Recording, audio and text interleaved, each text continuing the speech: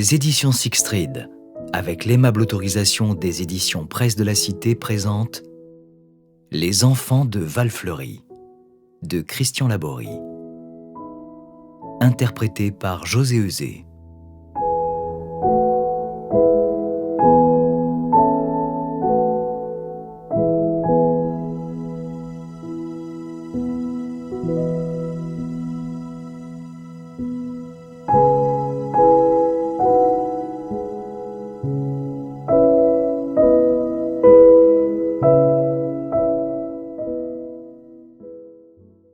Première partie.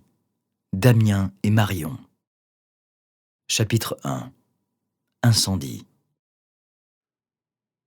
Anduze, 1932. Une chape de plomb avait brutalement recouvert les collines. Dans les lointains, une barre de nuages chapeautait la montagne, menaçante, réduisant la visibilité à néant, progressant comme un cheval au galop. Le ciel s'apprêtait à se déverser sur les sommets et dans les vallées. Les vieux Cévenols avaient l'habitude de ces sautes d'humeur du temps. Lorsque l'automne chassait l'été dans ses derniers retranchements, ils percevaient mieux que personne le danger couru par les imprévoyants, qui se risquaient seuls sur les drailles ou sur les chemins escarpés. Nombreux étaient ceux qui avaient parfois exposé leur vie en s'aventurant sur les crêtes du Lozère ou sur les pentes de l'Aiguale, sous l'orage ou une violente tempête de vent du sud. Quand les Cévennes barraient la route aux dépressions engendrées par la Méditerranée, le déluge était à craindre. Les gardonnades, ces énormes crues du Gardon, avaient laissé dans la mémoire des hommes des souvenirs impérissables. Aussi, Amélie Chassagne avait-elle défendu à sa fille de sortir. « Ne pars pas encore par monts et par vaux. Va plutôt seconder ton père, il a besoin d'aide. » Mais Marion n'avait qu'une idée, retrouver son ami Damien dans les vignes pour échapper ensemble à leur quotidien. Elle ne répondit pas à sa mère et s'éclipsa avant qu'il ne soit trop tard. « Où est-elle » maugréa Amélie. « Elle n'en fait qu'à sa tête, cette gamine. » Robert, son mari, n'avait pas entendu arriver l'orage. Enfermé dans sa bergerie avec ses bêtes, il surveillait une malheureuse qui ne parvenait pas à mettre bas. À cette heure tardive de l'après-midi, Marion avait l'habitude de le rejoindre pour traire les chèvres. Tant qu'elle n'avait pas repris l'école, la fillette, âgée de 11 ans, aidait ses parents à la ferme. Les vendanges commenceraient bientôt. Elle leur donnerait également la main en se mêlant à une colle, une équipe de vendangeurs, comme la plupart des enfants des familles paysannes des villages alentours. Les Chassagnes exploitaient les terres du domaine de Valfleury, l'une des propriétés des Beauvallon. Irène de Beauvallon en avait hérité à son mariage, une douzaine d'années plus tôt, l'apportant dans sa dot à Philippe Ferrière, un riche fabricant de céramique de la ville d'Uzès. Robert Chassagne remplissait la tâche de régisseur et veillait principalement aux vignes, plusieurs dizaines d'hectares de bons cépages qui étaient la fierté de sa propriétaire. « Oh, elle va me faire devenir chèvre !» ronchonna de plus belle Amélie, sans réponse de sa fille. « Où a-t-elle encore filé ?» Dehors, le vent redoublait, s'engouffrant dans le feuillage des arbres, comme dans la voilure de navires en perdition. Elle sortit de son cantou, où elle préparait la soupe du soir, se posta en haut de l'escalier, se tint à la rambarde. « Marion, où es-tu? Reviens! Ton père a besoin de toi !» La violence des bourrasques masquait sa voix. Marion avait déjà disparu et n'entendait pas sa mère l'appeler. Elle se dirigea tout droit vers une capitelle, au beau milieu de terres rouges, une parcelle de vigne bordée de taillis et de bois de chêne vert que les anciens avaient toujours dénommé ainsi, sans que personne sache vraiment pourquoi. Dans l'abri de berger, Damien l'attendait, anxieux de ne pas la voir arriver, comme chaque fois qu'il s'y donnait rendez-vous. Le jeune Ferrière était un garçon chétif, qui n'accusait pas ses 12 ans. Ses grandes boucles blondes ondulaient autour de son visage et ensoleillaient son regard d'un bleu de porcelaine. Depuis sa tendre enfance, il ne manquait jamais une occasion de retrouver son ami Marion, dès que sa famille se rendait dans son manoir de Valfleury, le temps d'un week-end ou pour un plus long séjour à l'occasion des vacances de Noël, de Pâques ou d'été. Les deux enfants avaient pris l'habitude de jouer ensemble dans les vignes ou dans la garrigue environnante. Leurs parents les laissaient agir à leur guise et leur accordaient toute leur confiance. Seule Amélie Chassagne émettait quelques réserves aux fréquentations de sa fille, estimant qu'elle devait éviter toute familiarité avec le fils du maître. La nature était leur meilleure complice. Ils allaient de découverte en découverte et rapportaient sans cesse chez eux des plantes inconnues, des insectes mystérieux, des cailloux de toutes sortes et de toutes couleurs, des morceaux de bois aux formes suggestives. Au printemps, ils s'enivraient des fragrances des fleurs sauvages, de l'odeur mielée des jeunes frondaisons. Ils s'égaraient avec joie dans la forêt où rôdaient les sangliers. Quand, à l'affût du moindre bruit, ils entendaient une branche sèche craquer sous le sabot d'un animal, ils se cachaient vite derrière un buisson, haletant, dans l'espoir d'apercevoir un chevreuil ou une biche. Damien affirmait avoir observé un soir d'automne, à l'époque du rut, un énorme cerf au bois majestueux. Il s'était toisé du regard comme par défi. Puis, la bête s'était retirée lentement, à travers le taillis, pour ne plus jamais réapparaître. Philippe n'aimait pas que son fils erre sur ces terres sans l'avertir. Il craignait toujours de mauvaises rencontres. Oh, on ne sait jamais, prétextait-il. Par ces temps incertains, les vagabonds sont nombreux à sillonner routes et chemins. Il ne commet rien de répréhensible, plaidait Irène lorsque son mari s'inquiétait des escapades de son fils. Il apprécie la compagnie de la petite Marion. Ce ne sont que des enfants. Les Ferrières avaient un second fils, Florian, né 2 ans après Damien. Si l'aîné était le reflet de sa mère, par son tempérament doux et son physique plutôt frêle, le cadet était sans conteste le portrait de son père. Têtu, fonceur, un rien râleur. À 10 ans, Florian ne laissait jamais le dernier mot à son frère lorsqu'il se querellait. Philippe reconnaissait, non sans amertume, que Florian serait, plus tard, plus susceptible de lui succéder à la tête de l'entreprise. Être patron nécessite une force de caractère que je ne perçois pas chez Damien, affirmait-il. Chez les Ferrières, en effet, la transmission de la fabrique de céramique s'était toujours réalisée du père au fils aîné. La tradition risque de s'éteindre avec notre génération, déplorait-il avant l'heure. Tu songes déjà à la retraite ? Se moquait alors sa femme. Tu n'as que 37 ans. C'est un peu jeune pour y penser, non ? Un bon patron doit envisager l'avenir avec sérénité et le prévoir longtemps à l'avance. C'est ce que m'a inculqué mon malheureux père. S'il n'avait pas réfléchi à sa relève suffisamment tôt, je n'aurais pas été préparé à temps pour lui succéder. Et notre entreprise aurait couru un grave danger, celui de ne pas avoir à sa tête un chef parfaitement formé au moment voulu. Philippe, aîné d'une nombreuse fratrie, avait été contraint de prendre la direction de la fabrique de céramique Ferrière dès l'âge de 18 ans, à la suite de la disparition prématurée d'Eugène Ferrière, mort dans un tragique accident de chasse en 1913. Remarque, cela m'a valu d'être exempté de la circonscription en 14, quand la guerre a éclaté. Si mon père n'avait pas été tué en poursuivant le sanglier, c'est moi qui aurais peut-être perdu la vie au front. Mais, chargé de famille et à la tête d'une grosse entreprise, j'ai évité le pire. C'était là sa grande consolation. Non qu'il fût heureux à l'époque d'avoir échappé à la guerre, mais parce que cela lui avait permis d'assurer la prospérité de l'entreprise familiale dans une période où les faillites succédaient aux faillites à cause du départ et du non-retour des hommes. Comme l'on dit, un malheur sert toujours à quelque chose. Irène n'appréciait pas le fatalisme de son mari. Avec les années, elle l'avait découvert sous un jour qu'elle ne lui connaissait pas au début de leur mariage. Quand ils s'étaient rencontrés, Philippe l'avait immédiatement séduite par son dynamisme, son envie de révolutionner le monde avec ses idées novatrices, son appétit de création dans le domaine où il excellait, la céramique de luxe. Il ne se montrait jamais résigné, ne courbait pas l'échine devant les difficultés, ne renonçait jamais. Or, depuis quelques années, il semblait éprouver de la lassitude, voire du désenchantement. Était-ce parce que son fils Damien lui paraissait peu apte à lui succéder ? Parce qu'il décelait en lui un être trop faible, sans force de caractère ? Si Damien ne prend pas ta suite, son frère le remplacera. Ce n'est pas si grave qu'il ne soit pas l'aîné. Où est le problème ? Irène ne voulait pas entendre parler du caractère impulsif de son cadet. Pour elle, son enfant était comme tous les enfants de son âge, certes très colérique, mais jamais au point de l'inquiéter. Quoi qu'il en soit, s'insurgeait-elle, il est encore trop tôt pour envisager l'avenir de nos fils. Je n'ai jamais insinué que Florian sera incapable de me succéder. Mais il faudra d'abord qu'il se tempère. Je ne peux pas compter uniquement sur lui pour l'avenir de l'entreprise Ferrière. Or, Damien ne me semble pas capable d'assurer ma succession. Irène refusait de discuter de tels sujets.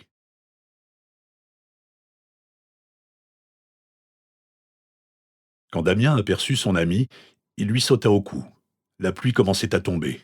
« Ah ben, j'ai bien cru que tu ne viendrais pas, » lui dit-il sans lui permettre de s'exprimer. « Tu n'as pas craint l'orage ?» Marion était transie et haletée. Elle avait peine à reprendre sa respiration.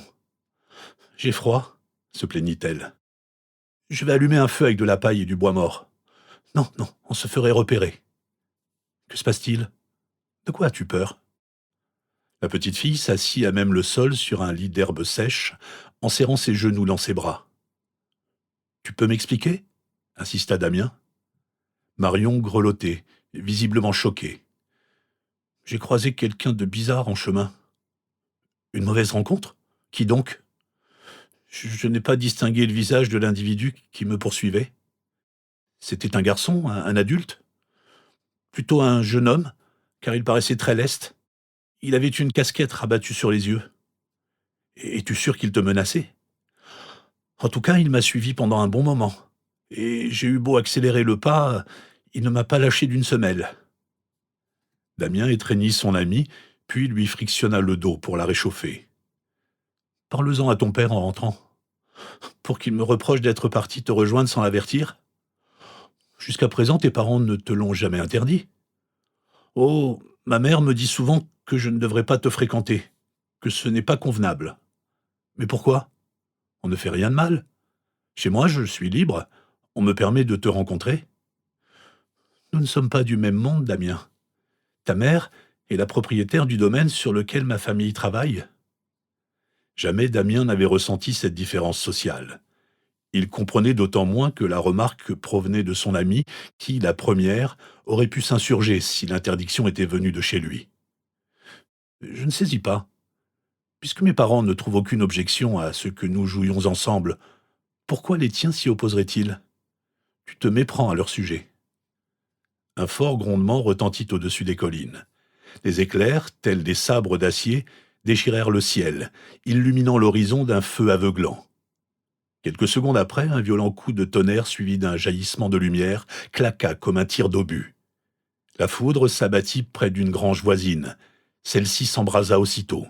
« La remise de mon père !» s'écria Marion. « Elle est remplie de matériel et de foin. » Elle sortit de l'abri, bravant la pluie et les éclairs qui ne cessaient de fuser de toutes parts. « Je dois rentrer, » poursuivit-elle. « Mes parents ont peut-être besoin d'aide. Je t'accompagne. » Les deux enfants se précipitèrent en direction du Mas Neuf, la ferme des Chassagnes. En chemin, ils croisèrent un individu qui ne semblait pas pressé de se mettre à l'abri. Il arborait une casquette en laine à carreaux beige et marron. En levant les yeux vers lui, Marion s'arrêta net, paralysée de stupeur. Elle baissa le regard. L'homme s'était brutalement posté en travers de sa route. « Où courez-vous si vite, les tourtereaux ?» s'exclama l'inconnu. « Vous avez des choses à vous reprocher ?»« Laissez-nous passer, » répondit Damien sans perdre son sang-froid. « Pas avant que vous me disiez où vous filez. » Marion tremblait de peur et ne parvenait pas à se contenir. « Nous rentrons chez moi, » répliqua Damien, « au manoir de Valfleury. Mes parents nous y attendent. »« Au manoir de Valfleury. Serais-tu le fils de la châtelaine ? Et toi, petite, qui es-tu ?»« C'est ma sœur, » mentit Damien. « Fichez-nous la paix. Il pleut à verse. Nous ne devons pas traîner. » L'homme paraissait douter de ses explications. « Si tu es le fils de la châtelaine, qu'est-ce que tu fabriques avec cette gamine habillée comme une souillon ? Et tu affirmes qu'elle est ta sœur. Tu te fous de moi ?» Il se rapprocha des deux enfants, reprit. « Racontez-moi ce que vous avez vu à l'instant. » Damien ne comprenait pas ce que voulait l'individu. « Faut vous faire un dessin ?» éructa l'homme à la mine patibulaire. « Mais rien de spécial, » répondit Damien. « Seulement la foudre qui s'est abattue sur la grange du Mas Neuf. »« Et vous n'avez rencontré personne en chemin ? » ?»« Ah si, vous ? » ?»« Je te dis que non. Vous n'avez aperçu personne, t'as pigé ?» L'homme saisit Damien violemment par le bras et le secoua. « Oui, oui, personne, promis. »« Si jamais tu causes, tu me retrouveras vite en face de toi, et là, ce ne sera plus la même chanson, c'est clair ? » ?»« J'ai compris. Je me tairai. Maintenant, lâchez-moi. » L'inconnu continuait à le secouer. « Arrêtez, vous lui faites mal !» s'écria Marion. Vous n'avez pas honte de vous en prendre à des enfants ?» Sans ménagement, il repoussa Damien qui s'affala dans la boue. Puis il disparut aussi rapidement qu'il avait surgi. « Qui était-ce » demanda Damien en se relevant. « Tu le connais ?»« Non, je ne l'avais jamais vu avant aujourd'hui. Mais je suis certaine que c'est l'homme qui m'a suivi quand je suis allé à ta rencontre. J'ignore ce qu'il voulait. » Sans s'attarder, les deux enfants regagnèrent le mas neuf où Robert s'efforçait de contenir le feu qui ravageait sa grange. Il ne cessait de courir entre le puits et le brasier. Avec sa femme et deux de ses ouvriers agricoles, il tentait désespérément d'éteindre les flammes à grands coups de seaux d'eau dérisoires. Lorsqu'il aperçut sa fille en compagnie de Damien, il se retint de lui adresser des reproches. « Où étais-tu » se contenta-t-il de lui demander. Puis, sans attendre sa réponse, il lui intima l'ordre de se joindre à la Noria. « Plus nous serons, plus nous aurons une chance de sauver les meubles. »« Je peux vous aider » proposa aussitôt Damien. Robert n'avait pas osé commander le fils du maître. S'il autorisait sa fille à jouer avec lui, en revanche, il ne se serait jamais permis de lui donner un ordre ou de le réprimander. « C'est pas de refus, petit, tu es le bienvenu. » Bientôt, des voisins accoururent, mais le brasier était trop important pour espérer l'éteindre. Les flammes finirent leur œuvre inexorablement, malgré la pluie qui redoublait. Robert dut s'avouer vaincu. Quand la grange fut réduite à l'état de cendre, il baissa les bras. « C'est plus la peine, les gars. Il n'y a plus rien à sauver. Tout a brûlé. Heureusement que le feu ne s'est pas propagé jusqu'au mas.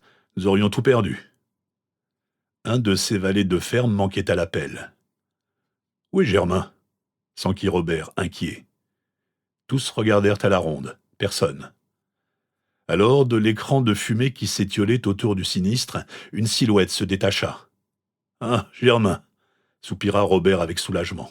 « Tu nous as fait peur. On t'a cru dans les flammes. »« Patron, voyez ce que j'ai trouvé. » Il exhibait un bidon de métal du genre de ceux qu'on remplit à la station-service. « Ce n'est pas la foudre qui a embrasé la grange. L'incendie est volontaire. C'est un acte criminel. Quelqu'un a allumé le feu en profitant de l'orage pour vous tromper. Il n'a pas pensé à remporter son bidon d'essence. » Robert n'en croyait pas ses yeux hagards. « Mais je comprends pas. Pourquoi mettre le feu à ma grange ?» Amélie s'était absentée pour préparer une collation aux hommes. Quand elle revint sur les lieux du drame, elle prit la conversation en cours. « Un acte criminel ? Mais c'est absurde. Nous n'avons pas d'ennemis dans la commune. Et pas plus dans la commune qu'ailleurs. »« Pourtant, la preuve est là, hein, insista Germain. « Je l'ai trouvée. » Amélie invita la petite troupe à venir se réconforter dans sa cuisine. Apercevant Damien à côté de sa fille, elle lui proposa « Tu es le bienvenu si tu as envie de boire quelque chose. J'ai préparé de la citronnade. Je sais que tu l'aimes. » Damien regarda Marion avec étonnement. « C'est moi qui le lui ai dit », lui souffla la fillette au creux de l'oreille. Leur complicité reprenait le dessus. « J'accepte volontiers, Madame Chassagne. »« Comme il est poli, ce petit !» releva Amélie. « Je te fournirai des habits secs. Tu m'as l'air trempé jusqu'aux os. Ils seront un peu grands pour ta taille, mais tu ne dois pas rester dans cet état. Tu prendrais mal. » Damien n'osa refuser sa proposition. Il expliquerait à ses parents sa mésaventure. Il ne lui en tiendrait pas rigueur. Il en était persuadé. Une fois réfugié dans le cantou du mas neuf, Damien s'approcha de Marion et lui murmura en aparté « Si on racontait à ton père qu'on a croisé un étranger bizarre en cours de route ?» Marion hésita. Elle avait encore en mémoire sa frayeur lorsqu'elle s'était sentie suivie. « Non !» finit-elle par chuchoter. « Ce n'est pas la peine. Si l'homme apprend que nous l'avons trahi, il se vengera sur nous. J'ai trop peur. » Damien se rendit à ses arguments. Pourtant, il trépignait d'avouer la vérité, par souci de justice. Si l'incendie de la grange était le fait de cet individu, il fallait le poursuivre pour le juger et le condamner. Mais au-delà de cet acte criminel, Damien ignorait quelles étaient les véritables motivations de l'inconnu à la casquette.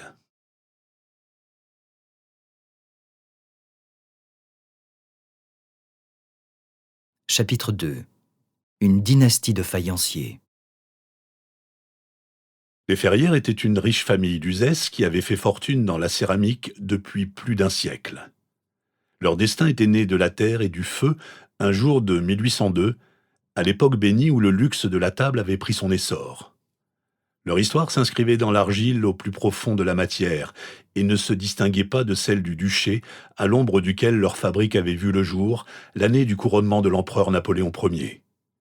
Les aïeux de Philippe avaient transmis leur savoir et leur savoir-faire rares et précieux à leurs descendants, dans la plus pure tradition du geste ancien et parfait, et avec le même souci d'authenticité et de bon goût, leur véritable lettre de noblesse.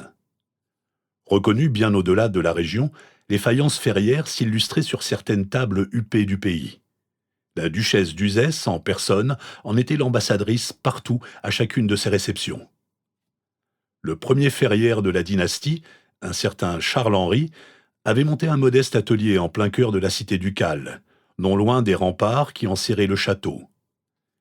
Issu du monde paysan, il s'était lancé dans la céramique par goût pour la création artistique. De ses mains habiles, il sculptait la terre comme d'autres façonnaient la pierre ou le bronze. Il se perfectionna très vite et maîtrisa une matière que ses ancêtres n'avaient que travaillé à la charrue et à la sueur de leur front pour nourrir leurs nombreuses familles. Il transmit son art à son fils aîné, Henri-Jean, qui lui-même le transmit au sien.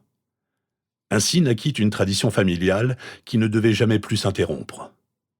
De génération en génération, la céramique ferrière acquit une notoriété qui traversa sans faillir les pires périodes de difficulté, grâce au labeur et au talent de chacun de ses maîtres faïenciers.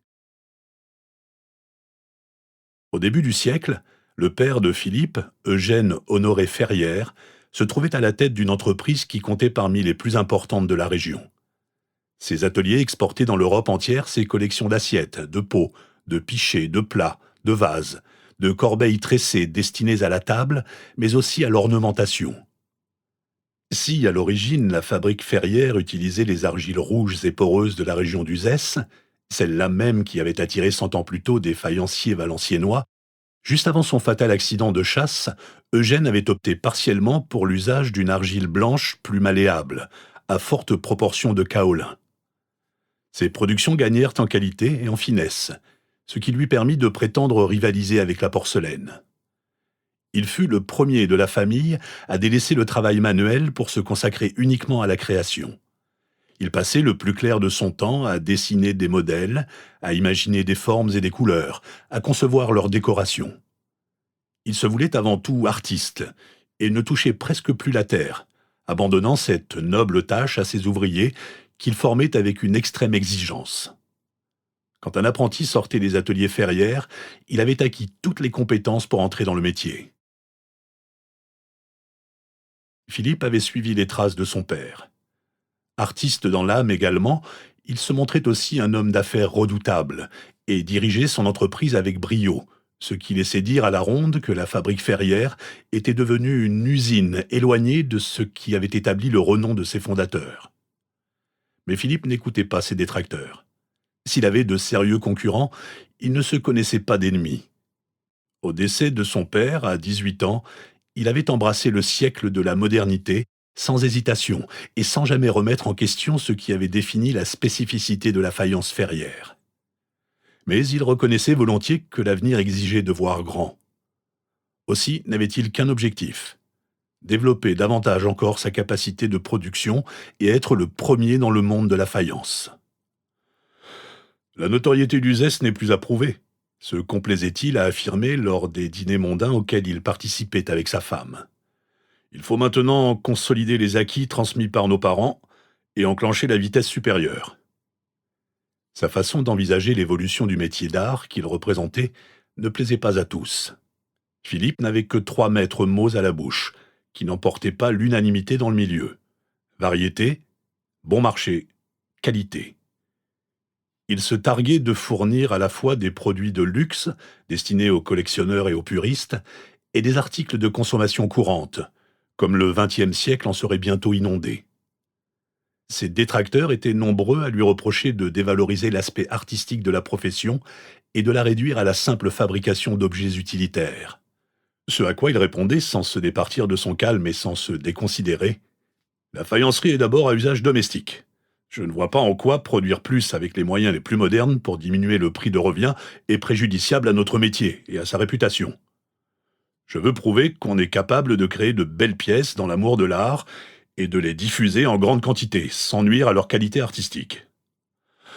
Oh, vous n'êtes qu'un affairiste, lui opposa un jour l'un de ses concurrents les plus acharnés. Vous profanez la profession. L'art de la table ne peut être industrialisé. Il doit demeurer la combinaison d'un savoir-faire artisanal et d'une profonde orientation artistique.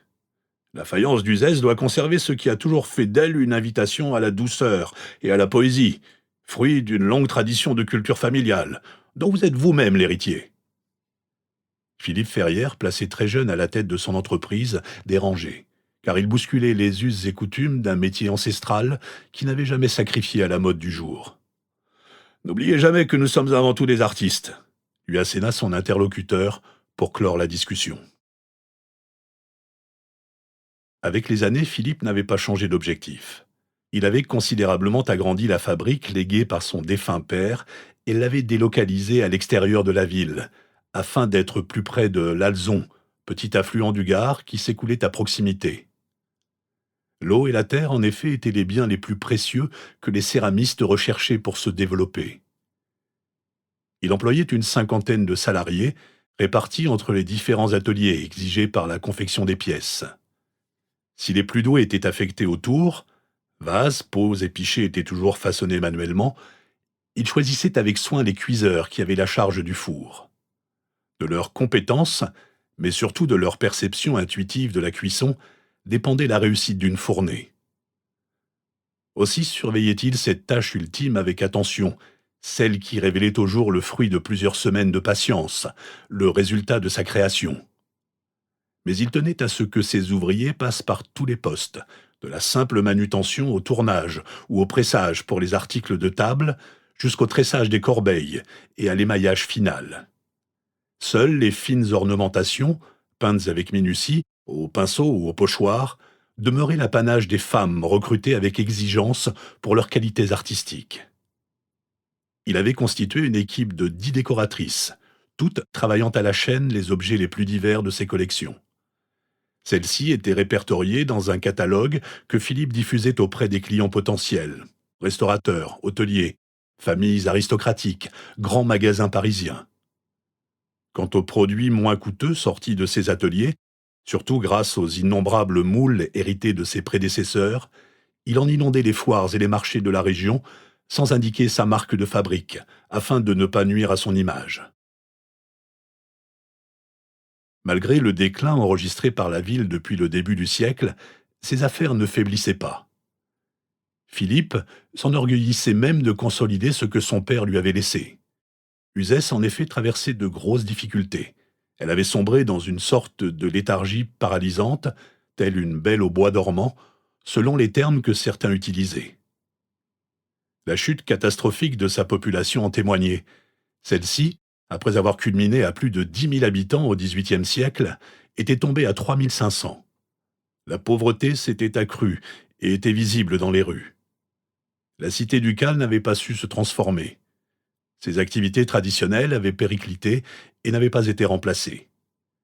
Les immeubles du centre historique se délabraient, les toitures, faute de soins, se détérioraient. Les infiltrations dans les plus vieilles maisons provoquaient régulièrement des effondrements. Quand, à la suite du krach boursier du 24 octobre 1929, la crise s'abattit sur le monde, Philippe se crut à l'abri de la tourmente. Au reste, protégé par la dévaluation du franc opérée par Poincaré, le pays ne semblait pas touché par cette énorme dépression économique venue d'outre-Atlantique. 2 années auparavant, misant sur la prospérité illimitée du système capitaliste, il avait investi dans son entreprise à une époque où la méfiance eût été de rigueur. À cette fin, il avait emprunté aux banques de grosses sommes, persuadé que la France échapperait au cataclysme.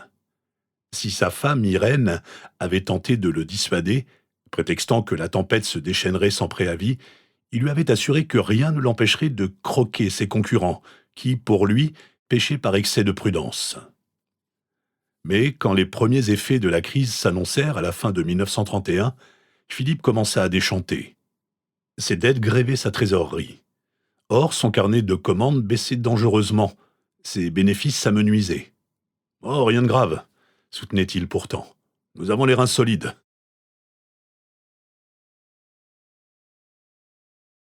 Philippe se croyait inattaquable.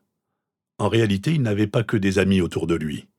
Sa réussite, au prix de lourds investissements, créait des envieux. Or, en cette période où la prospérité était remise en question et où les plus vulnérables étaient les premières victimes, il passait encore pour un privilégié. Partout, on le prenait pour un accapareur, un patron sans foi ni loi, un exploiteur des petites gens. Cependant, ses employés ne se plaignaient pas.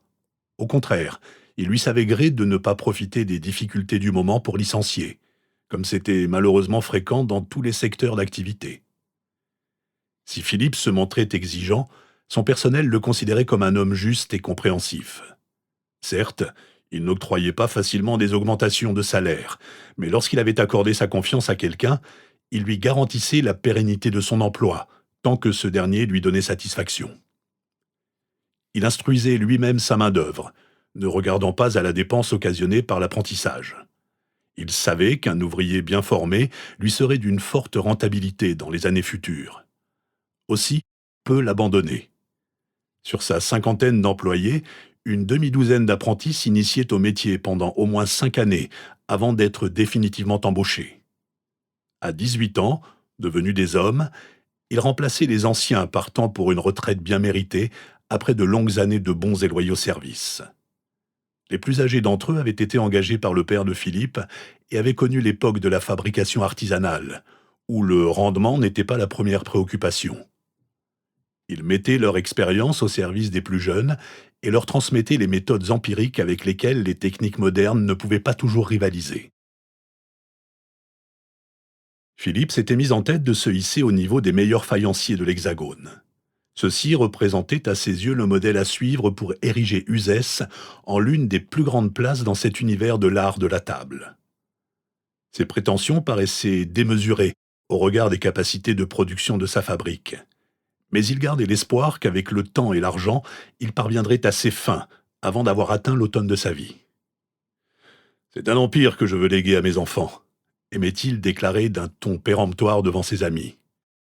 Aussi, avec la crise et les premières difficultés qu'il enregistrait, Philippe Ferrière se voyait-il contraint d'en rabattre et de réviser à la baisse ses prévisions d'expansion.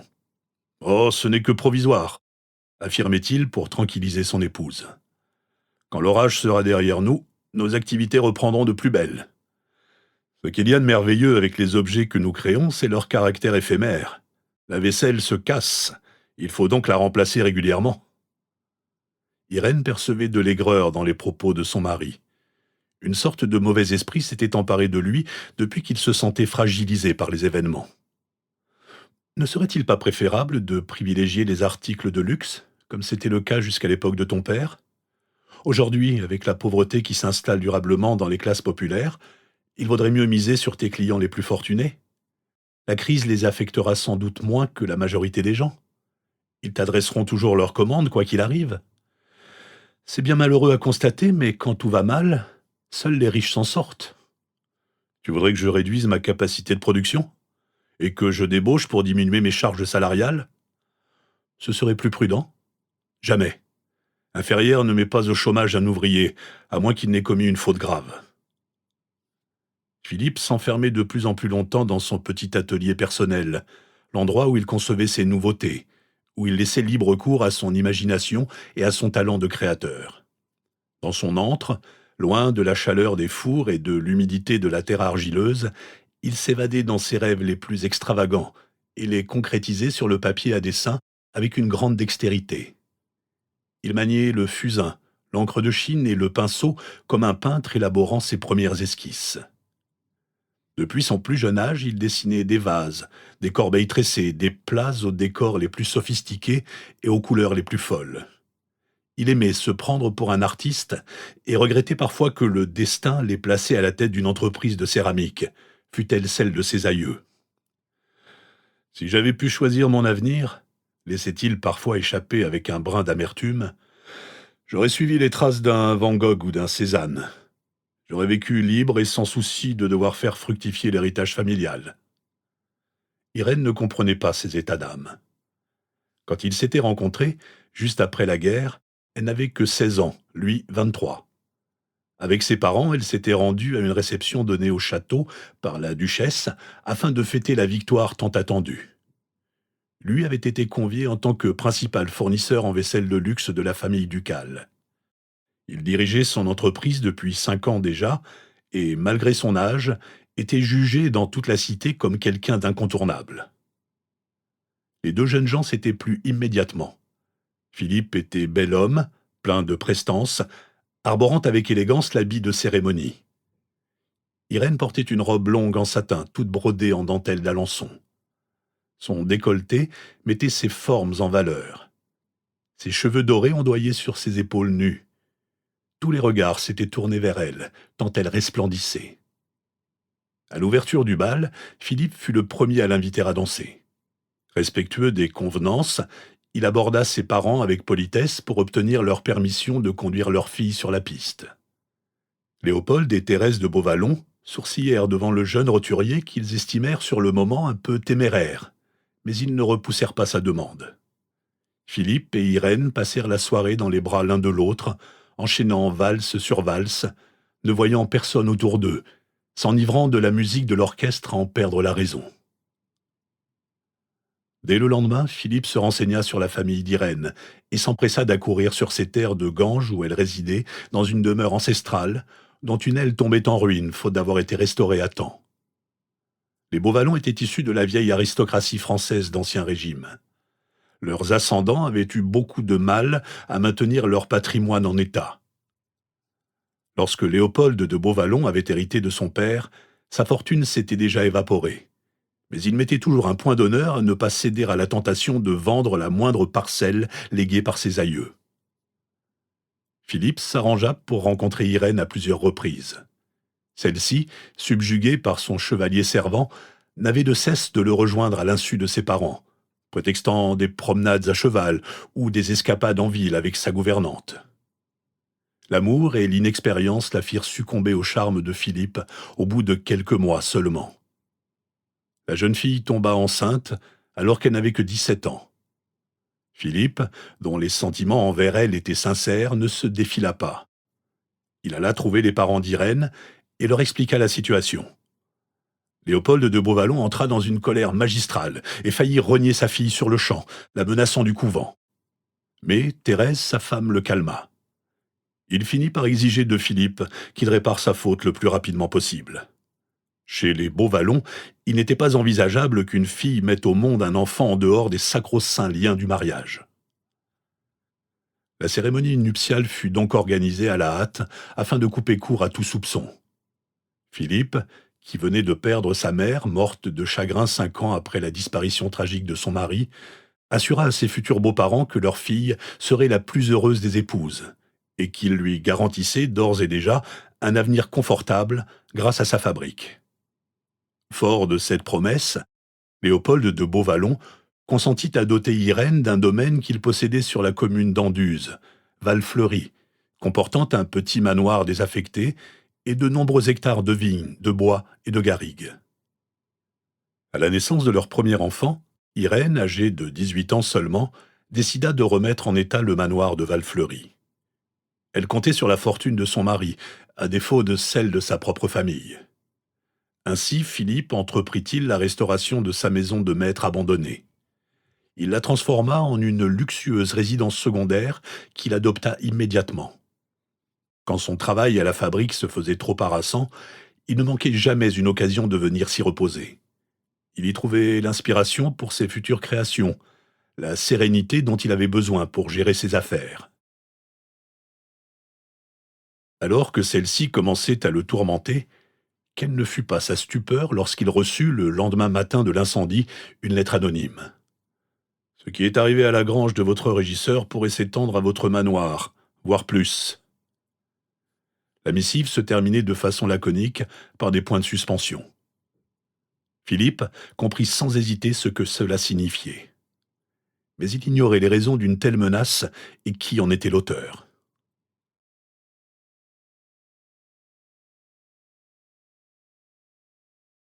Chapitre 3. La crise. Philippe Ferrière se rendit aussitôt sur les lieux de l'incendie. Avec Robert Chassagne, il constata, navré, l'étendue des dégâts et regretta que personne n'ait aperçu le criminel. Il se garda néanmoins de raconter qu'il avait reçu une lettre anonyme dont l'auteur, selon lui, était le commanditaire du délit. Il avait beau passer en revue tous ceux qui avaient intérêt à lui nuire, il ne trouvait aucun nom parmi ses concurrents susceptible d'un tel geste d'intimidation. Devant Robert, il dissimula ses craintes. Ceux qui l'avaient menacé pourraient, la prochaine fois, mettre le feu à la ferme des Chassagnes, voire à sa propre demeure. Mais il ne voulait affoler personne.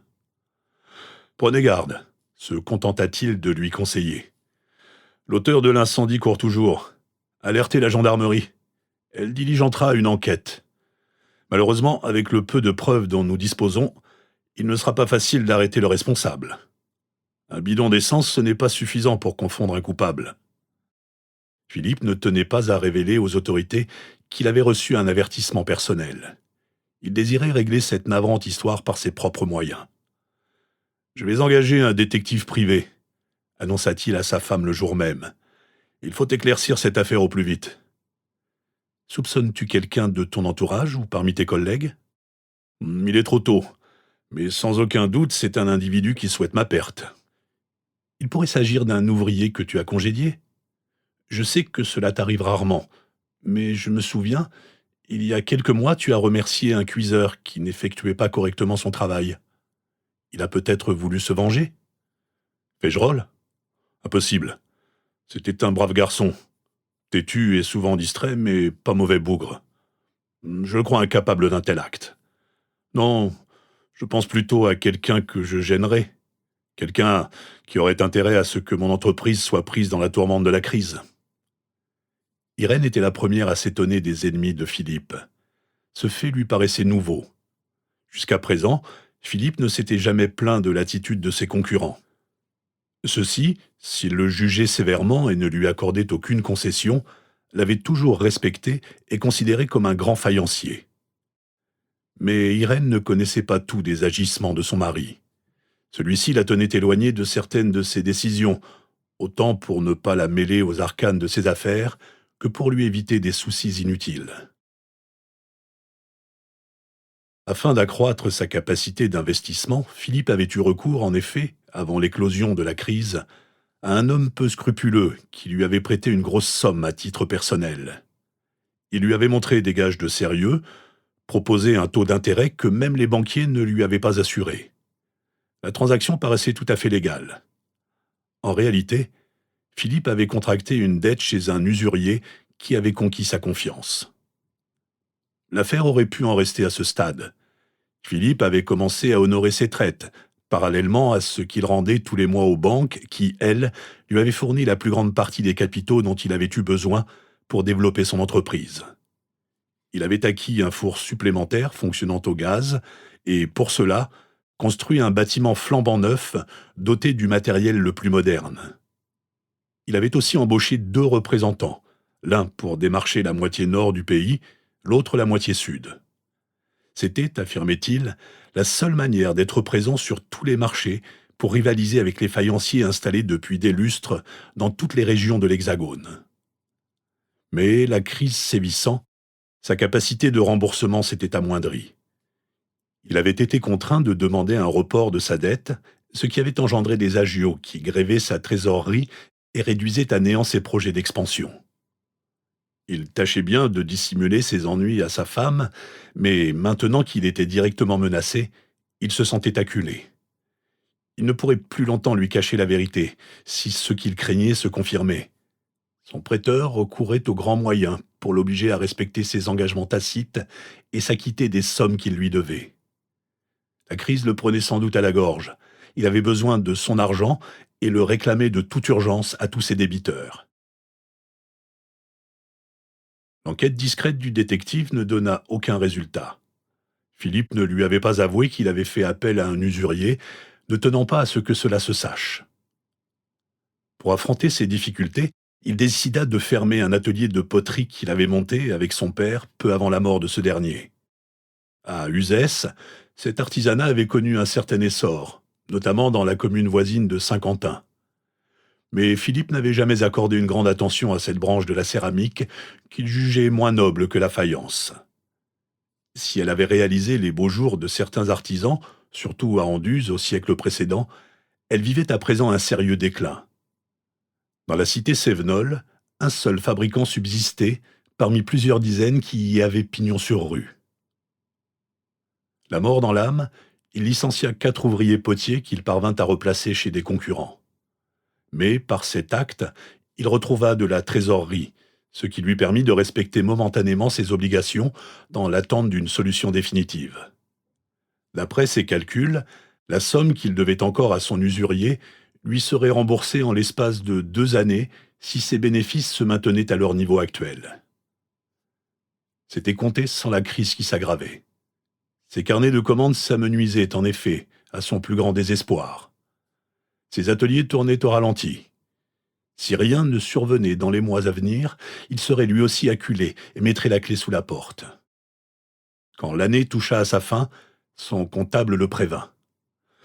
L'an prochain, si vous ne réalisez pas une marge au moins égale à 1,5 fois celle de cette année, vous irez à votre perte. J'ai le regret de vous le dire. » Certes, la fermeture de sa poterie lui avait permis d'alléger sa dette, mais la baisse de son chiffre d'affaires, causée par la mévente de ses articles de faïence, l'empêchait d'honorer la totalité de ses emprunts bancaires. Or, les établissements de crédit, eux-mêmes en difficulté, réclamaient d'être payés sans délai. Philippe, toutefois, était parvenu à convaincre ses amis banquiers de temporiser. Mais ce n'était que partie remise, si aucun fait nouveau ne venait éclaircir son horizon. « 1933. Le jeune Damien était loin de se douter des problèmes de son père. Lorsqu'il rentrait à Uzès, il ne pensait qu'à retourner à Anduze, où l'attendait son ami Marion. D'un tempérament doux et docile, l'enfant aimait traîner dans les ateliers de céramique, regardant les ouvriers au travail. Il semblait rêveur. En réalité, il était subjugué par la maîtrise des plus expérimentés qui, de leurs mains habiles, transformaient l'argile brute en objet d'une finesse inégalable et aux courbes délicates. Il ne manquait jamais de s'extasier quand, sur le tour, il observait comment, d'une simple pression des doigts de l'intérieur ou de l'extérieur, la terre, souple et humide, changeait de forme, comme par enchantement. Les tourneurs étaient des magiciens à ses yeux émerveillés. Ils façonnaient les pièces imaginées par son père, comme Dieu avait créé le premier homme avec de la glaise, avant de lui insuffler la vie. Pour lui, rien n'était plus fantastique que cette sublimation de la matière. Pourtant, Philippe ne voyait en lui qu'un enfant timoré, inapte à prendre rapidement de grandes décisions. Certes, Damien n'était pas exubérant et ne montrait pas la force de caractère nécessaire, selon son père, à la conduite d'une entreprise comme la sienne. Lorsqu'il jouait avec son frère Florian, il le laissait toujours avoir le dessus et se retirait sans insister, évitant l'affrontement. Philippe avait beau le secouer, exiger de son fils aîné qu'il redresse la tête, ce dernier refusait de s'imposer et battait en retraite. « Plus tard, il sera incapable de diriger la fabrique », maugréait-il. Florian, lui, se révélait plus frondeur. Mais, à la grande déception de son père, il ne témoignait aucun intérêt pour son activité. Il affirmait même naïvement qu'il ne mettrait jamais les mains dans la boue pour ne pas se salir. Aussi, contrairement à Damien, on ne le voyait jamais rôder dans les ateliers de céramique, ni tourner autour des ouvriers. Il préférait vagabonder par monts et par vaux et faire les 400 coups. « Mes 2 fils ne tiennent pas de moi », se plaignait Philippe. « Il me faudrait un 3e enfant. Peut-être alors aurais-je un digne héritier. » Irène ne lui répondait jamais quand il émettait une telle suggestion. Sa dernière grossesse s'était plutôt mal déroulée. Elle n'avait aucune envie de concevoir une 3e fois.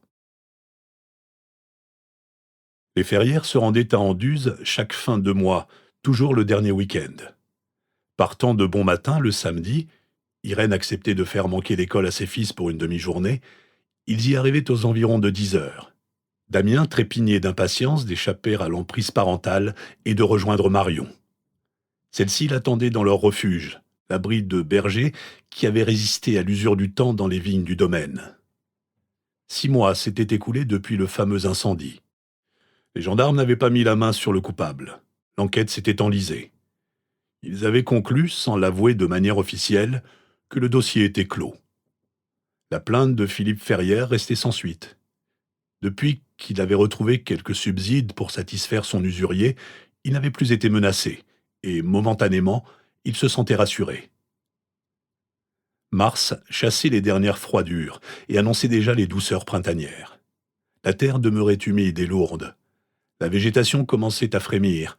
Les premiers bourgeons avaient éclos. Le thym et le romarin épanchaient leurs effluves dans la garrigue, tandis que les vignes, endormies pendant l'hiver, accrochaient leurs premiers sarments à leur tuteur. Quand les deux enfants revenaient de leurs escapades, chez eux, c'étaient toujours les mêmes remontrances qu'ils entendaient de la bouche de leur maman. « Tu as vu dans quel état tu es » s'insurgeait-elle. Penaud, ils ne répliquaient pas et s'excusaient. Leur mère les obligeait à nettoyer leurs chaussures pour les responsabiliser et leur demandait de faire attention à l'avenir. Un après-midi, alors que la pluie avait détrempé la garrigue, Damien rentra plus crotté que d'habitude. Ses semelles étaient lourdes d'une couche d'argile rougeâtre et collante. Il eut beau se frotter les pieds sur le grattoir avant d'entrer, il laissa derrière lui des marques de son passage. Irène était absente, partie faire des courses à Anduze avec Florian. Damien tomba sur son père qui venait de terminer l'esquisse d'un nouveau service de table et sortait de son bureau. Philippe stoppa net son fils. « Enlève immédiatement tes bottines, » lui ordonna-t-il. « Ta mère va être furieuse. Tu as vu dans quel état tu as mis le parquet du salon ?» Damien, pris en faute, n'osa répliquer. Il baissa le regard, pâlit, s'excusa timidement. « Je nettoierai, papa. Maman ne verra rien. Ce n'est qu'un peu de boue. » Philippe s'apprêtait à retourner à son travail quand ses yeux se fixèrent sur les traces laissées par son fils. « Où as-tu encore été rôdé aujourd'hui ?»« Mais je n'ai rien fait de mal, » se justifia aussitôt l'enfant, croyant que son père voulait le punir. « Je te demande seulement d'où tu viens. Je ne te gronde pas. Cette terre rouge, sur les semelles de tes chaussures, d'où provient-elle » Damien ne comprenait pas pourquoi son père s'inquiétait de la couleur de la terre qui l'avait trahi. « Tu étais avec ton ami Marion » insista Philippe. « Dans les vignes de Valfleury ?»« Non, » avoua Damien. « Nous nous sommes égarés un peu au-dessus de l'endroit où nous avons l'habitude de jouer. Au-delà de Terre Rouge, il y a une étendue de ronces et de buissons. Nous avons voulu l'explorer. On n'y était jamais allé. Pour cause, c'est impénétrable. Il n'y a que les sangliers qui s'y enfoncent. »« Je ne connais pas cette parcelle. Elle n'a jamais été exploitée, » reconnut Philippe. « Mais quelle idée saugrenue avez-vous eue de vous perdre dans ce coin ?»« On y a été par curiosité. »« J'ignorais que la terre y avait cette couleur. Remarque, c'est peut-être la raison pour laquelle la vigne en contrebas s'appelle Terre Rouge. »« Pourquoi me demandes-tu tout cela ?» s'étonna Damien. Philippe semblait songeur tout à coup. Le céramiste qu'il était reprenait le dessus. « Pour rien, » coupa-t-il. « Nettoie vite tes chaussures avant que ta mère ne rentre. » Un mois s'écoula, puis un autre. Philippe avait oublié ses remarques adressées à Damien à la suite de son escapade dans la garrigue. Les beaux jours s'étaient définitivement installés. Il inspectait son domaine à cheval, comme chaque fois qu'il avait besoin de s'aérer et d'évacuer ses soucis quotidiens. Valfleury resplendissait dans ses atours printaniers. L'air était gorgé de pépiments d'oiseaux et le ciel s'émaillait de roses aux premières heures du jour. Philippe aimait se lever tôt pour parcourir au galop les prairies qui s'étiraient le long du Gardon. Le sol humide exhalait des parfums enivrants. La rosée blanche tapissait le feuillage des chênes et des genévriers. Bon cavalier, il menait sa monture sur les pentes les plus raides, n'hésitant pas à sortir des sentiers battus pour explorer, au pas, les endroits peu accessibles et embroussaillés. Ce matin-là, après avoir effectué une longue distance en direction de Durfort, il s'en retournait vers Valfleury par un chemin qui lui était inconnu. De loin, il avait en ligne de mire le château de Mornac, à l'extrémité sud de son domaine. 4 murailles en ruine, adossées à un donjon érigé sur un tertre. Seul élément de l'édifice encore intact après des siècles de lente décrépitude. Construit au XIIe siècle par le chevalier de Beauvallon, il avait été abandonné à la Renaissance par ses descendants au profit du manoir, qu'ils occupèrent avant de migrer à Ganges. Depuis, il n'avait cessé de se dégrader au point qu'il était dangereux de s'y hasarder. Voulant couper au plus court afin d'éviter un trop grand détour, Philippe pénétra par un chemin étroit dans une zone embroussaillée, jamais défrichée. Il reconnut aussitôt le secteur où il s'aventurait. Les vignes de Valfleury se situaient juste en contrebas. Le plateau, qu'il parcourait avec prudence, n'en était séparé que par un revers d'une vingtaine de mètres de dénivelé. Tout à coup, la jument se cabra, refusant de continuer. Surpris, Philippe faillit être désarçonné. Devant lui, un énorme nid de frelons montait la garde et interdisait l'accès. « Oh là, ma belle !» s'écria-t-il. « N'aie pas peur.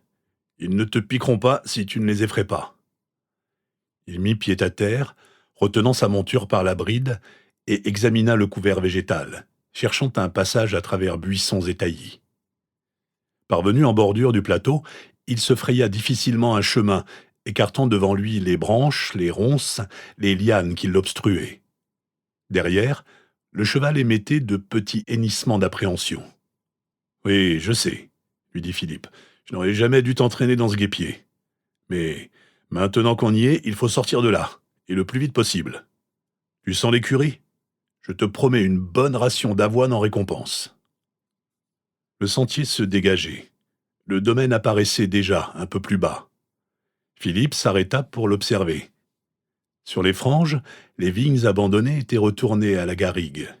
Mais, plus loin, les alignements de cèpes conféraient à la plaine une allure de camailleux où le vert tendre des jeunes pousses se détachait harmonieusement sur le bistre de la terre fraîchement labourée.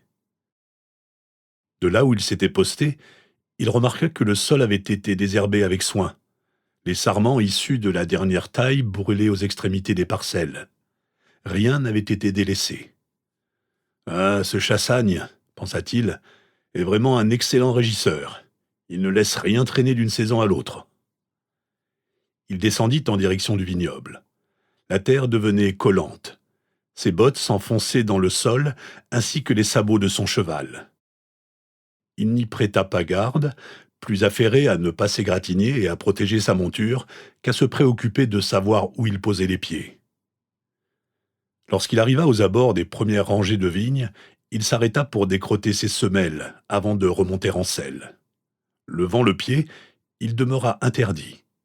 Il se souvint tout à coup de la remarque qu'il avait adressée à son fils, quand celui-ci était rentré de l'une de ses escapades en compagnie de la petite Marion 2 mois plus tôt.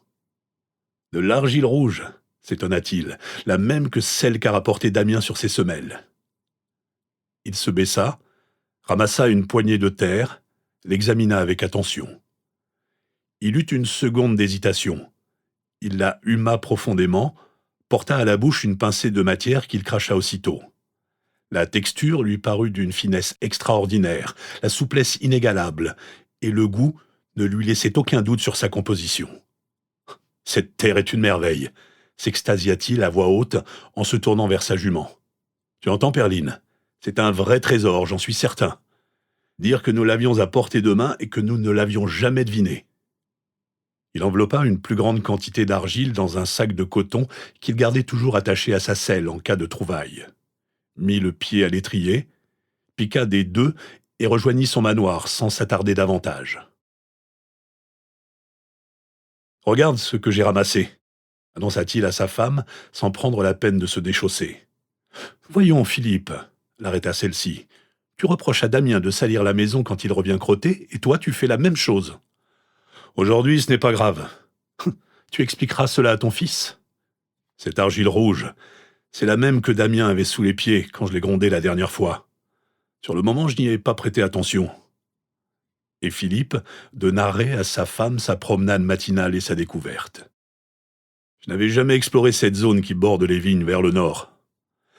Elle n'a jamais été exploitée, car elle n'a aucune valeur. Elle a toujours été ensauvagée. C'est le domaine des sangliers, des renards et des blaireaux. Eh bien, on a eu tort de ne pas s'y intéresser plus tôt. Bon, je ne vois pas ce qu'on en tirerait, à moins de défricher pour laisser paître des brebis. Ça n'en vaut pas la peine. Au contraire, je suis persuadé qu'on possède là un petit trésor. Tu me sembles bien mystérieux, Philippe. C'est le printemps qui te rend si frétillant ? Je ne veux rien affirmer pour l'instant, mais je pense détenir un moyen de me sortir de mes ennuis financiers. »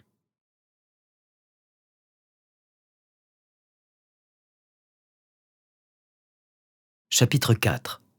La carrière.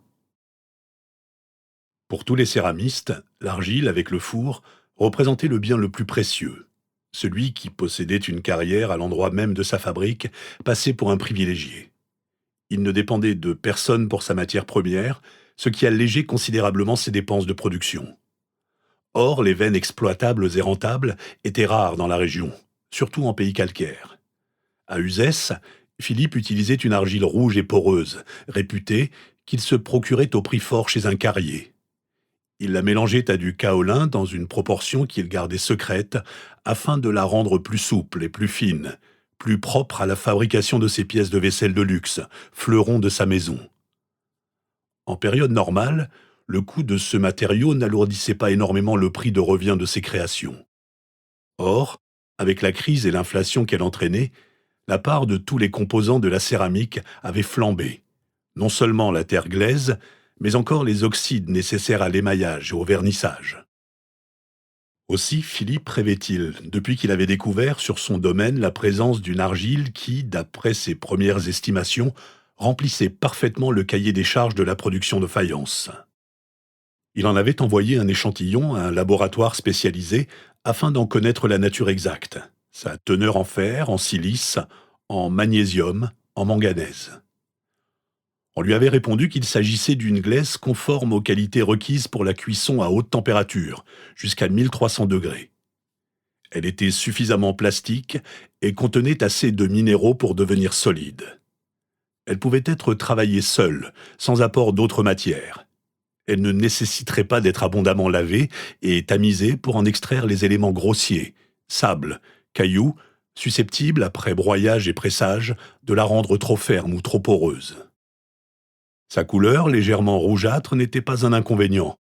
Elle attestait d'une certaine teneur en oxyde de fer, ce qui, après l'engobage, disparaîtrait aisément. Alors que la plupart des argiles étaient additionnées de sable, de chamotte ou de fibres de cellulose, celle de terre rouge semblait appartenir au plus pur et au plus malléable de toutes celles que Philippe avait travaillées dans ses ateliers. À la lecture des résultats de l'analyse, ce dernier exulta. « Ça y est !» s'écria-t-il. « C'est la fin de nos soucis. » Il tenait à la main le compte-rendu du laboratoire et l'exhibait comme un précieux talisman. Irène et ses 2 fils étaient déjà installés à table et attendaient avec patience d'être servis par la gouvernante. « Philippe, ça ne peut pas attendre ?» le coupa sa femme. « Le repas est prêt. Le plat est en train de refroidir. »« J'ai une excellente nouvelle à vous annoncer. Cela mérite toute votre attention. » Irène sourit. Elle avait l'habitude des envolées de son mari. Il lui arrivait souvent de s'exalter pour des faits peu importants à ses yeux, mais qui en avaient énormément pour lui, comme la réussite d'une couleur qu'il cherchait à mettre au point, ou d'une pièce de vaisselle qu'il était parvenu à confectionner en dépit des difficultés de sa réalisation. « Que nous vaut ton excès d'euphorie ?» s'enquit Irène. Puis, s'adressant à ses fils, « Mangez, les garçons, ne nous attendez pas. Votre père va nous expliquer ce qui le rend si fébrile. » « Mes chéris, nous sommes propriétaires d'une carrière d'argile qui fera notre fortune. » « Notre fortune ? N'est-ce pas un peu exagéré ? En tout cas, Terre Rouge nous permettra d'être totalement indépendants de nos fournisseurs en matières premières. En voici la preuve. Les résultats d'analyse sont formels. Cette argile est l'une des meilleures qui existent dans la région. Meilleure, j'en suis certain, que celle des Boissé d'Anduze. Tu souhaites l'exploiter ? Non seulement j'ai l'intention d'ouvrir ma propre carrière, mais aussi de créer à Val-Fleury, cette fois sur le lieu même de l'extraction, une autre unité de production de céramique. Je vais me lancer dans la fabrication de vases horticoles, en parallèle avec ma faïencerie d'Uzès. Je me diversifie. En ces temps houleux, mieux vaut posséder 2 fers au feu. Avons-nous les reins assez solides pour nous agrandir ? Les banques te soutiendront-elles ? J'en fais mon affaire. Dans les jours qui suivirent, Philippe prit contact avec un entrepreneur pour commencer à dégager la veine d'argile qui affleurait au fin fond de Val-Fleury. Les premiers coups de pelle mécanique à peine donnés, Philippe décida la construction d'un nouveau four. Au siècle précédent, peu de céramistes possédaient un tel outil de travail. Le four, en effet, nécessitait un lourd investissement. De plus, il devait être incorporé à un édifice suffisamment haut et spacieux, à l'abri de tout risque de propagation d'incendie. ce qui limitait les possibilités d'installation dans un bâtiment trop rapproché des autres habitations. Il fallait stocker le bois, prévoir assez d'espace pour les différents corps de métier, pour l'emmagasinement des pièces à cuire et celles sortant du four. Aussi, les petits artisans avaient-ils souvent recours à un confrère plus important et plus riche, et payaient un droit de cuisson pour leur propre production. Le manoir, restauré par les Ferrières à Anduze, présentait l'avantage d'être situé au beau milieu d'un vaste domaine. La place ne manquait pas. Le bois pouvait être apporté directement à partir de la chênaie voisine dont ils étaient propriétaires.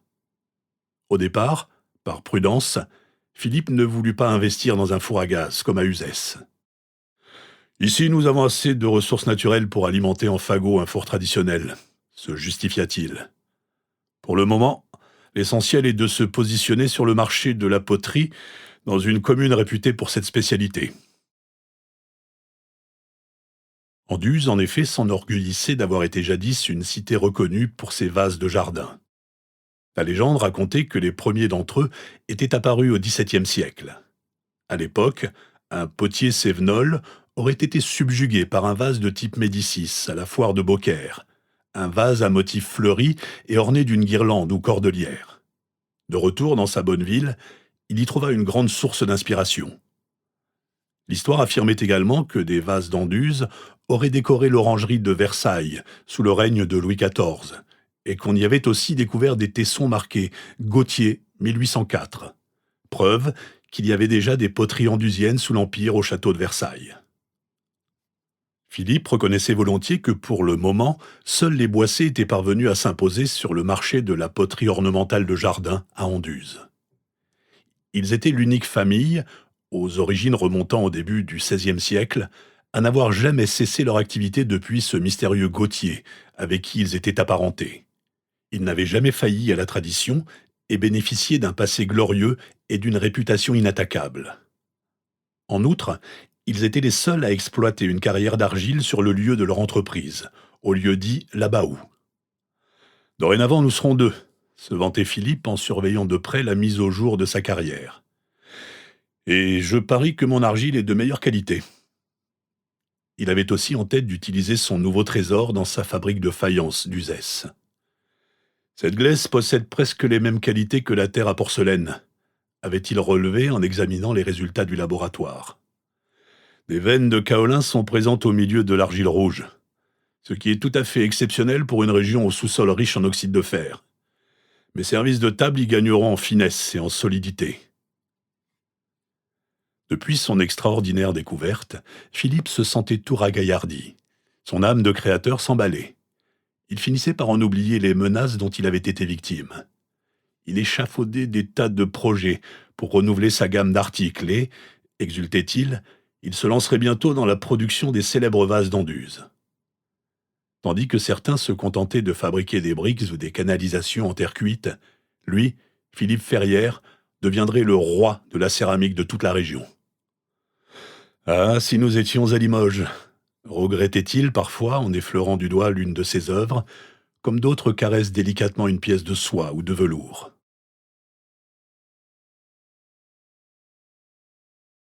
Damien suivait les travaux avec beaucoup d'intérêt. Le jeune garçon, contrairement à son frère, appréciait la vie au grand air. Toutes les occasions lui étaient bonnes pour échapper à la surveillance de sa mère. Aussi accompagnait-il son père sans rechigner, lui indiquant même les endroits qu'il connaissait, pour y avoir déjà traîné ses guêtres avec son ami Marion. Terre Rouge n'avait plus de secret pour lui. Il en avait exploré chaque parcelle, chaque mètre carré de broussailles et de sous-bois, toujours à l'affût de quelque animal sauvage. Il n'avait jamais parlé à son père de sa rencontre avec le cerf qui lui avait coupé le souffle par la majesté et l'envergure de ses bois. Il ne le croirait pas, avait-il pensé alors. Seule Marion, mise dans la confidence, n'avait pas douté de sa parole, comme chaque fois qu'il lui narrait une aventure à laquelle elle n'avait pas participé. Damien avait tendance à enjoliver ses récits. Il se sentait l'âme d'un passeur d'histoire. C'était son expression favorite lorsqu'il discourait sans discontinuer pour le plus grand plaisir de son ami. Plus tard, lui répétait-il souvent, je serai écrivain comme Jules Verne. Tu ne seras pas céramiste comme ton père ? Si, l'un n'empêche pas l'autre. Je créerai des plats et des assiettes, de belles soupières et des corbeilles sur lesquelles je peindrai les personnages et les animaux tirés des livres que j'écrirai. Tu souhaites vraiment devenir un artiste? S'étonnait Marion, plus habituée à une existence terre-à-terre qu'intellectuelle. Les deux enfants rêvaient d'un monde édulcoré où les problèmes quotidiens n'auraient pas d'emprise sur eux, où les lendemains seraient enchanteurs. Ils n'avaient pas conscience des difficultés que rencontraient leurs parents, chacun dans sa famille respective. Et toi, que feras-tu quand tu seras grande? Demandait Damien lorsqu'ils s'interrogeaient tous deux sur leur avenir.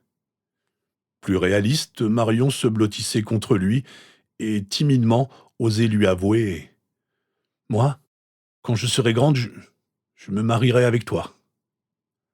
Alors Damien la prenait gentiment dans ses bras et l'invitait à imaginer avec lui ce que serait leur vie au milieu de la nature, entourée d'animaux et de gens attentionnés, dans un univers idyllique où le malheur serait banni, où les enfants seraient rois.